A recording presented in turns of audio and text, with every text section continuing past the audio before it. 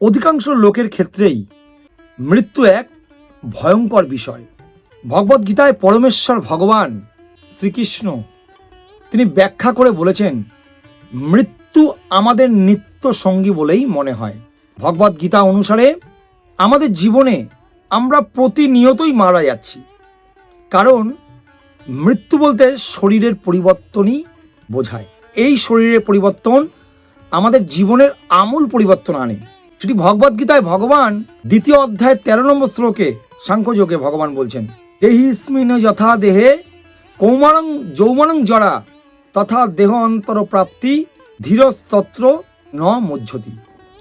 অর্থাৎ দেহীর দেহ যেভাবে কৌমার ও যৌবন ও জরার মাধ্যমে তার রূপ পরিবর্তন করে চলে, মৃত্যুকালে দেহী অর্থাৎ আত্মা এক দেহ থেকে অন্য দেহ স্থানান্তরিত হয়ে চলেছে।